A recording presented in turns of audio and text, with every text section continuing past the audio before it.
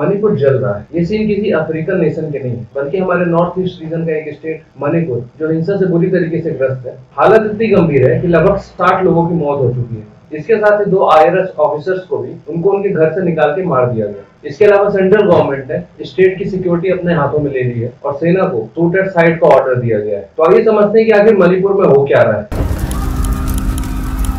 मणिपुर में हो रहे प्रोटेस्ट को समझने के लिए सबसे पहले तो हमें मणिपुर की डेमोग्राफी और वहाँ की ज्योग्राफी समझनी चाहिए। आप इस फोटो में देख सकते हैं कि मणिपुर एक हिली स्टेट है, जहाँ पे लगभग 90% एरिया हिल से कवर्ड है और लगभग 10% एरिया वैली एरिया है। हिल एरिया में रहते हैं नागा और कुकी जैसे ट्राइब्स, और अगर कलेक्टिवली देखा जाए तो इस ट्राइब्स में ऑलमोस्ट 30 to 33 कम्युनिटीज आती हैं, जो ऑल ओवर मणिपुर की पॉपुलेशन का 55% कंज्यूम करती हैं। उसके अलावा वैली एरिया में मैती कम्युनिटी रहते हैं। हालांकि वैली एरिया मणिपुर की टोटल लैंड एरिया का सिर्फ 10% है, लेकिन यहाँ मैतीज मेजोरिटी में रहते हैं और इनकी पॉपुलेशन ऑलमोस्ट 45% है। अब कंफ्लिक्ट मेनली इन्हीं दोनों कम्युनिटीज के बीच में, एक तरफ है मैतीज, दूसरी तरफ है कुकी और नागाज। अब हालांकि इनके बीच में संघर्ष क्यों हो रहा है वो वीडियो में आगे बात करेंगे, लेकिन चलिए समझ लेते हैं कि आखिर अभी करंट में हो क्या रहा है। दंगे को जो भड़काने का जो एक सबसे प्रमुख कारण है वो है मणिपुर गवर्नमेंट द्वारा हिली एरिया में, जहाँ पे कुकीज और नागाज रहते हैं, वहाँ के प्रोटेक्टेड एरिया जैसे wild life sanctuaries, national park से ऐसे लोगों को हटाना जिन्होंने प्रोटेक्टेड एरिया में इलीगल ऑक्यूपेशन कर रखा है। इसी के ऊपर एक्शन लेते हुए गवर्नमेंट ने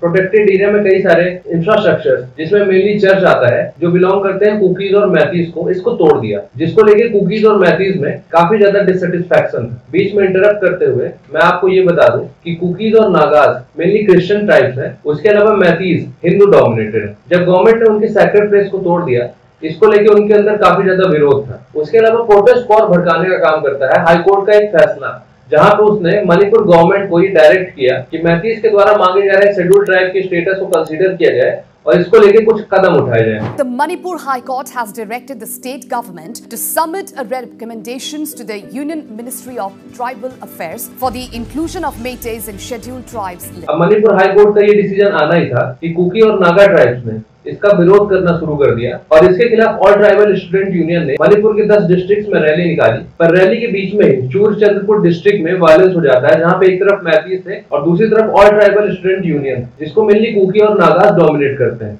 इसका रिजल्ट ये हुआ कि प्रोटेस्ट काफी ज्यादा वायलेंट हो गया और दोनों ग्रुप आपस में लड़ पड़े। अब सवाल ये उठता है कि मैतीज शेड्यूल्ड ट्राइब का स्टेटस क्यों मांग रहे हैं और इसके अपोजिट में कुकीज और नागा ट्राइब इसको अपोज क्यों कर रहे हैं। मैतीज ने खुद को शेड्यूल्ड ट्राइब कम्युनिटी में इंक्लूड करने के लिए पिछले 10 साल से एक मूवमेंट छेड़ रखा है और इसको सपोर्ट करने के लिए मेनली 2 रीजन बताते हैं। पहला रीजन है इंक्रोचमेंट ऑफ लैंड। मणिपुर में एक ऐसा लॉ एग्जिस्ट करता है जहाँ पे शेड्यूल्ड ट्राइब्स को, जो मेनली हिली एरिया में रहते हैं, उनको ये अधिकार मिलता है कि वैली एरिया जहाँ पे मैतीज डोमिनेट करते हैं वहाँ जमीन खरीद सके, पर उसके अपोजिट मैतीज को ये अधिकार नहीं मिलता है कि वो हिली एरिया में जमीन खरीद सके। तो मैतीज इस लॉ को एक रीजन बताते हैं जिसकी वजह से उनकी जमीन आउटसाइडर्स द्वारा खरीदी जा रही है। अब जैसे जैसे आउटसाइडर जमीन खरीदेंगे उनकी पॉपुलेशन बढ़ेगी, तो मैतीज को डर है कि वैली रीजन में धीरे धीरे मेजोरिटी से माइनॉरिटी पॉपुलेशन में बदल जाएंगे। इसको सपोर्ट करने के लिए वो एक डेटा भी रखते हैं कि 1950 में वैली में लगभग उनकी पॉपुलेशन 54% थी, पर वो घटते घटते 2011 के सेंसस के हिसाब से 43% हो गई। तो आसान भाषा में अगर समझे तो मैतीज को ये डर है कि लैंड इंक्रोचमेंट की वजह से उनका कल्चर, उनके एंसेस्ट्रल वैल्यूज खतरे में पड़ेंगे और जैसे जैसे बाहरी लोगों का वैली एरिया में प्रभाव बढ़ेगा, मैतीज अपने ही घर में मार्जिनलाइज हो जाएंगे।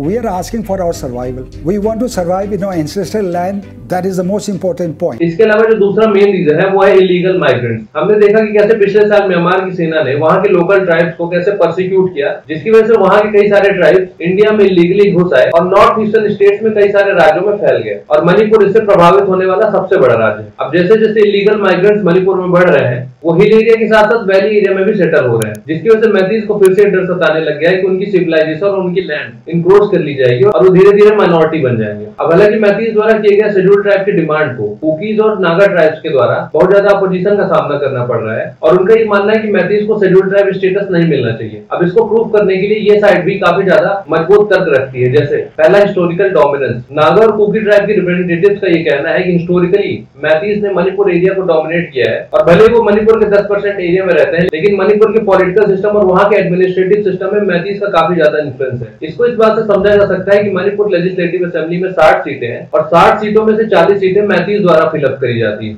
Manipur Legislative Assembly comprises of 60 MLAs, out of which only 20 are representing the tribe. जो दिखाता है कि मणिपुर में मैतीज का पॉलिटिकल रिप्रेजेंटेशन कितना ज्यादा हाई और लेजिस्लेटिव असेंबली में डोमिनेंस की वजह से हमेशा से मणिपुर का जो सीएम होता है वो मैती कम्युनिटी से आता है। जो दूसरा रीजन है वो कल्चरल रीजन। अब क्योंकि मैती कम्युनिटी हिस्टोरिकली काफी ज्यादा मजबूत रही है तो उसका कल्चर मणिपुर को डोमिनेट करता है, और साथ ही साथ मणिपुर की जो ऑफिशियल लैंग्वेज है मणिपुरी, वो मैतीज की भी भाषा है और मणिपुर को 22 शेड्यूल लैंग्वेज में भी शामिल किया गया है। इसके अलावा कुकी और नागा ट्राइब ये भी तर्क देते हैं कि मैतीज को पहले से शेड्यूल कास्ट और ओबीसी का स्टेटस मिला हुआ है। Under the scheduled caste category, they are also under OBC. Then now what is the need of categorizing them to be the scheduled tribe? जिसकी वजह से उनके राज्य के रिसोर्सेज के ऊपर काफी पकड़ है, और अब अगर उन्हें शेड्यूल ट्राइब का स्टेटस दे दिया जाता है तो मैतीज का सरकारी पदों में और ज्यादा इन्फ्लुएंस बढ़ेगा और धीरे धीरे जो हिल ट्राइब्स हैं उनका इन्फ्लुएंस कम होता जाएगा। हालांकि इसको काउंटर करते हुए मैतीज ट्राइब के रिप्रेजेंटेटिव ये कहते हैं कि अगर उन्हें शेड्यूल ट्राइब की स्टेटस मिल जाता है तो उन्हें भी अधिकार मिल जाएगा हिली एरिया में जमीन खरीदने का, जिस वजह से मैतीज और बाकी बचे हुए ट्राइब्स के बीच में घनिष्ठता बढ़ेगी